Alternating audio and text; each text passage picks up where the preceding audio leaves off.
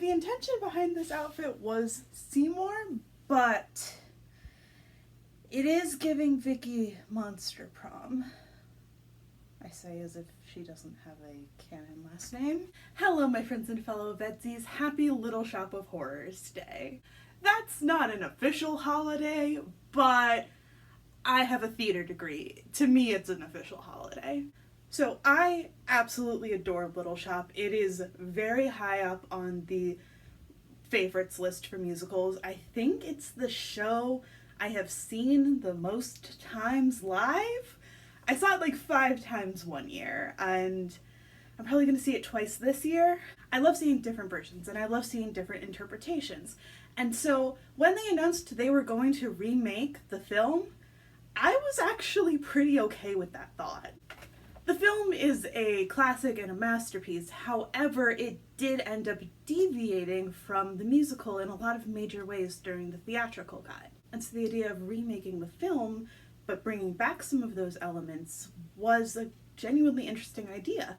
I was also curious to see, what would they do for the effects? Because, you could go all CG if you really wanted to, but and it's going to be hard to beat the puppets. It's a film directed by Frank Oz.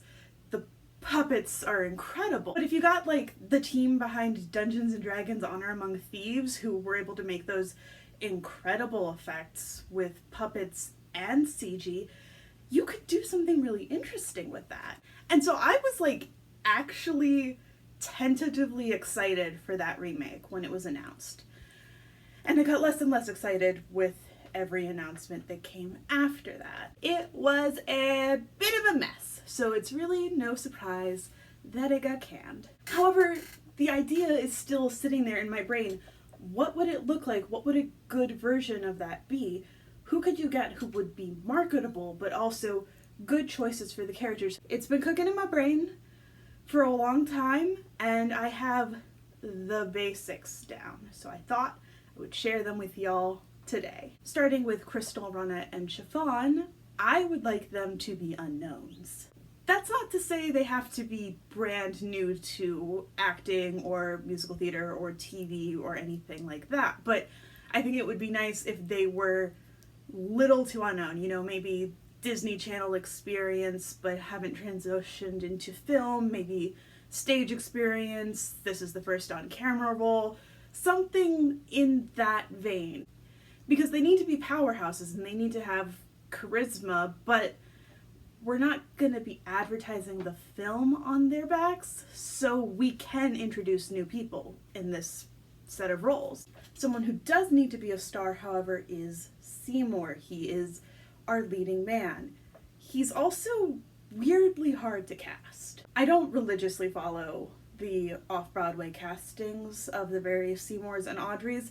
However, I do see most of them come up on my social media feed, and the main problem with the Seymours is they are all too hot.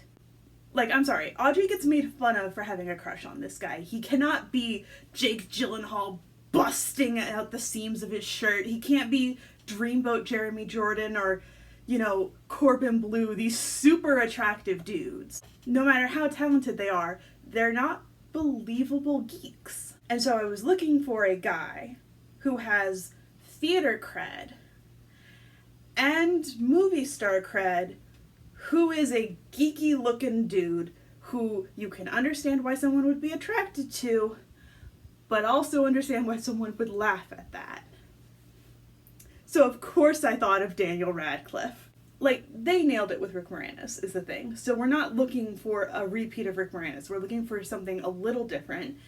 And I think that Daniel Radcliffe is sweet, and he's geeky and dorky and lovable, and there's a lot of goodwill around him just from being beloved since he was a child star. And I also think that he could do some fun and interesting things with Seymour that you don't always see, maybe, depending on how he and the director wanted to go for it. And on the PR side, it writes itself.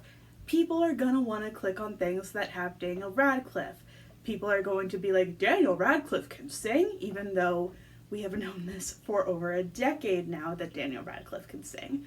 It will be a great way to generate engagement and excitement, but it is also genuinely good casting. Audrey, on the other hand, I had the hardest fucking time casting. Our idea of who Audrey is so tied up in Ellen Green's performance that imagining anyone else is genuinely difficult unless you're just imagining them doing an Ellen Green impression. So I did go to social media and try to see who are some of the recent Audreys, who were some of the interesting Audreys.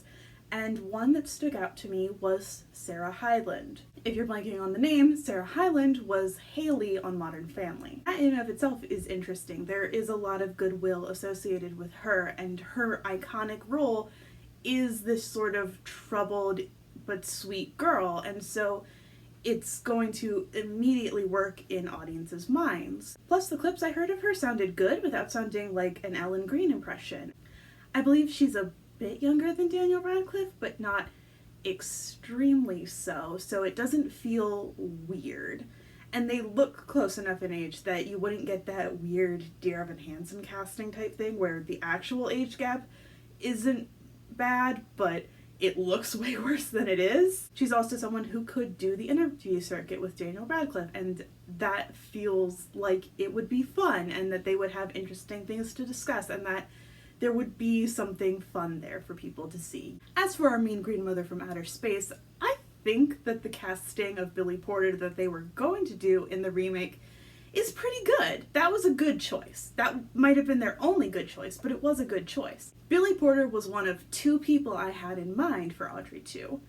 But I'm gonna go with the other one because I love James Monroe Iglehart. This has nothing to do with the fact that the one college party I went to, I left 20 minutes before Billy Porter arrived. I just think that he has a really nice, rich lower register that really suits Audrey 2. And he just has so much theater cred, so it's immediately going to read as legit to anybody. I was talking with my dad about this, and we were trying to think of a good Oren, the dentist, because I didn't just want someone doing a Steve Martin impression, because we already have Steve Martin. I can just go watch that. I don't need you to do the impression. I know it already. And since Steve Martin was very funny, the natural conclusion is someone who can be more on the scary side.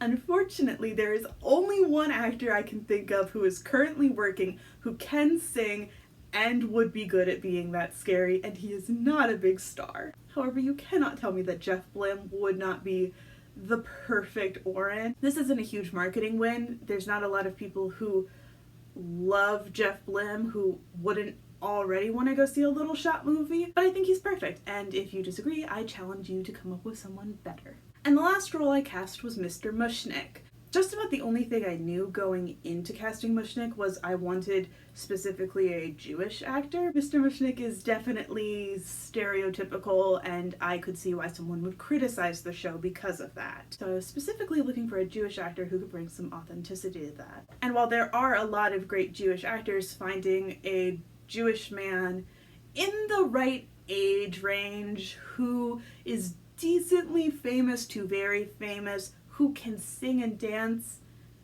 was a little bit challenging.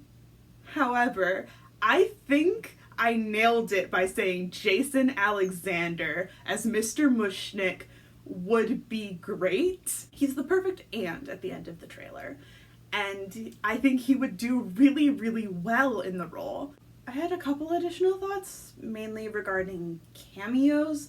However, I have been filming for quite a bit. I did not script this, so it is quite rambly, and I need to make sure I have the space on my iPad for this. So I think I'll stop now. My friends and fellow VEDSies, assuming you don't feed the plants, I'll see you tomorrow.